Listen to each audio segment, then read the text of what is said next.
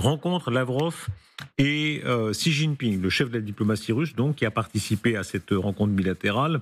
On était là dans un moment d'union qui est en train de se cristalliser. Disons là à quel point les commentateurs se sont un peu trompés. On a beaucoup dit la Chine sera très prudente, elle ne va pas se mêler du conflit, elle va montrer qu'elle ne soutient pas tellement la Russie que ça. Il y a de plus en plus de signes qu'elle la soutient activement, y compris militairement.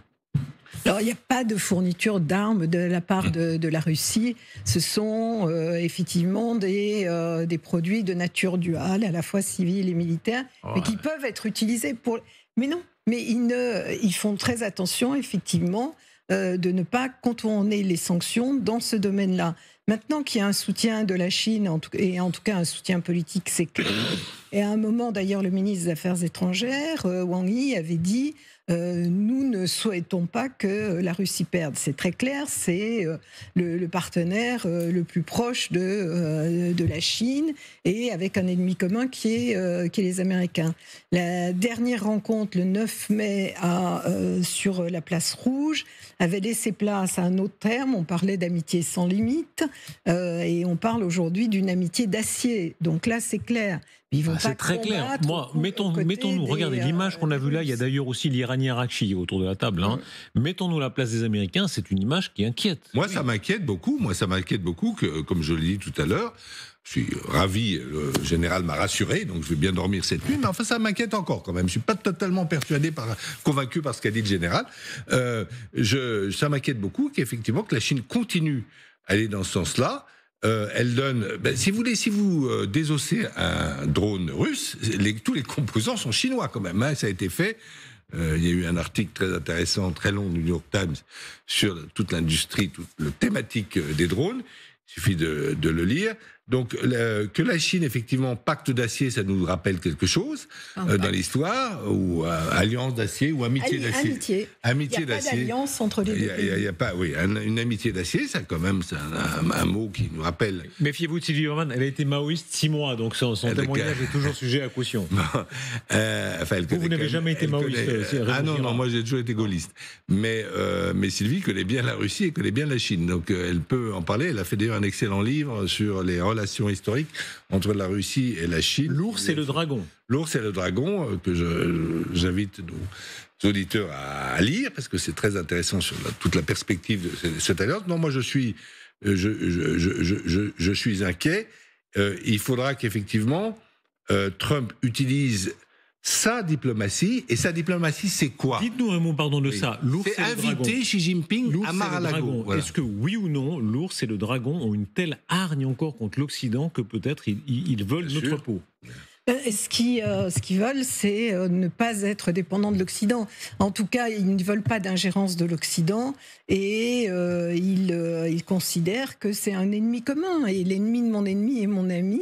C'est des pays qui, pendant des siècles, ont eu des relations qui n'étaient pas bonnes, qui pouvaient être assez tumultueuses, et qui, là, se sont rapprochés pour cette raison-là. Ce qu'ils ont en commun, c'est qu'ils veulent changer également les règles mondiales, parce qu'ils considèrent que cet ordre a été fixé par... Et les Chinois ne contournent pas les Chinois. Tu as parlé, les Chinois ne contournent pas les sanctions, parce que les Chinois estiment que ces sanctions, qui ne sont pas des sanctions de l'ONU, n'ont aucun fondement. C'est des sanctions décidées par des pays, les États-Unis, l'Union européenne, mais ça ne concerne pas les Chinois. On découvre à quel point il y a des simulations de combat qui montrent, moi j'ai appris ça récemment, moi je vivais dans l'illusion que la puissance américaine était toujours très au-dessus, qu'en cas d'affrontement, les Chinois pourraient infliger des pertes considérables aux Américains. C'est sûr, compte tenu du budget qu'ils consacrent à la défense, aux modèles qu'ils sont en train de développer, et puis technologiquement, je veux dire, par rapport aux années 70, où ils reproduisaient le matériel soviétique globalement, aujourd'hui, ils sont capables de faire des chasseurs de 5-6e génération, ils ont l'équivalent du F-35, ils sont en train de développer une marine, ils sont absolument très capables. Très, très capables. Mais je crois que la Russie et la Chine, ils essayent simplement, non pas de détruire l'Occident, mais de développer un modèle alternatif, qui est le modèle illibéral, qui leur convient en disant, vous n'êtes plus le modèle dominant dans le monde, nous, on veut notre modèle à nous, et puis voilà. Maintenant, l'ambiguïté de la Chine, c'est qu'elle a beaucoup besoin de l'Occident pour commercer. Et si demain, il y a des sanctions parce qu'on voit que ça va trop loin dans le sens Poutine ou contre l'Occident, leur économie, elle va prendre un choc. Donc, je pense qu'ils se méfient quand même. Ils sont quand même Elle s'est donnée deux. La Chine, un pied de chaque côté. Est-ce qu'on est aveugle? Je vous rappelle qu'on disait beaucoup ça de la Russie, naguère. On disait, vous allez voir, Poutine, comme il est raisonnable, il a besoin de commercer avec nous. Et ce qui était vrai, il vendait du gaz. Son gaz, il le vendait aux Allemands en quantité astronomique. Et on disait, jamais il se lancera dans des aventures. Or, il s'est lancé dans des aventures. Est-ce que Xi Jinping, qui est un dictateur terrible, génocide des Ouïghours, on a vraiment affaire en termes de morts, ça représente vraiment, c'est très très considérable. Est-ce qu'on est en train de s'illusionner en se disant non, vous allez voir, ils sont comme raisonnables, les Chinois, ils veulent commercer, etc. Alors la différence entre Xi Jinping et Poutine ne s'est jamais intéressé à l'économie, ça n'a jamais été une préoccupation dominante pour lui. Les Chinois, au contraire, s'intéressent d'abord à l'économie. La priorité, c'est de faire de la Chine une grande puissance. Donc, l'échéance qui a été donnée, c'est 49, le centenaire de la fondation de la République populaire de Chine. Mais ils n'ont pas du tout, à cet égard, la même approche de ce que peut être la puissance. La Chine, c'est une géoéconomie au départ, alors que la Russie ne s'intéresse... Enfin, la Russie, Poutine ne s'intéresse qu'à la géopolitique. Ils ont quand même deux objectifs stratégiques qu'ils ont dit. Le premier qu'ils ont au début des années 2000, le premier c'était effectivement 2021, c'est-à-dire le 100e anniversaire de la création du Parti communiste chinois, sortir les Chinois de la pauvreté, et ça a été fait. Ils ont sorti cette année 800 millions de Chinois de la pauvreté, 800 millions de Chinois qui appartiennent aux classes moyennes. Et l'autre objectif, pour le 100e anniversaire, c'est le culte des chiffres dans les pays, dans les pays communistes ou dans les dictatures. C'était le Reich de Milan, tout ça. C'est le culte des chiffres, des chiffres ronds. Et c'était le 100e anniversaire de 2049, de la Chine, de la Chine populaire, de la Chine communiste. C'est pas de devenir une grande puissance, c'était de devenir la première puissance du monde. Ils ont dit ça. Je crois qu'il n'a jamais dit ça. C'est-à-dire qu'effectivement, ils veulent devenir une grande puissance, implicitement la première.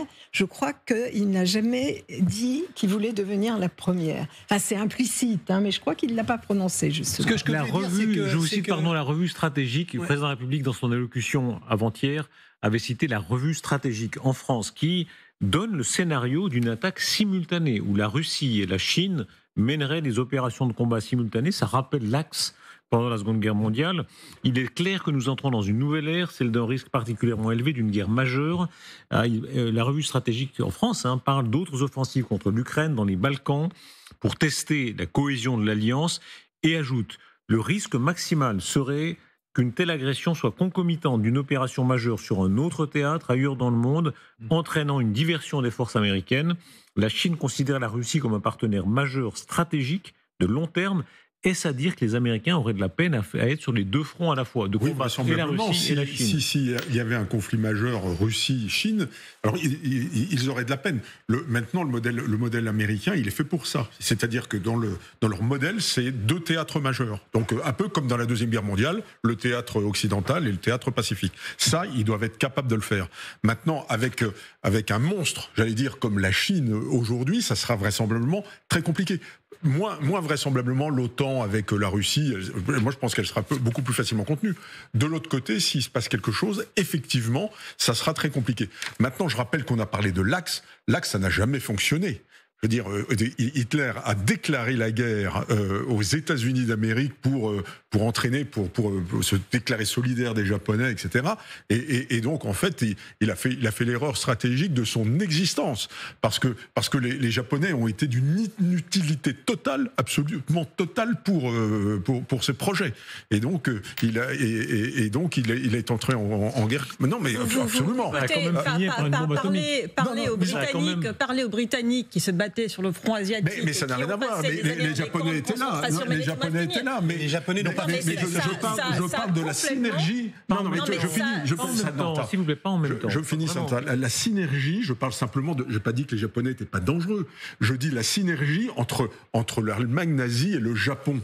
elle n'a jamais existé pendant la guerre. Ça a complètement affaibli les Américains et les Britanniques sur le front européen. Les Américains étaient totalement occupés par ce qui se passait en Asie pour pouvoir même penser à venir en aide aux Européens, et les Britanniques étaient aussi complètement fracassés par leur guerre et en Afrique du Nord et en Asie, au Japon. Ils ont préparé le débarquement en 2 ans, Samantha. Enfin, 2 ans et demi. Enfin, c'est fin 41. Pour revenir.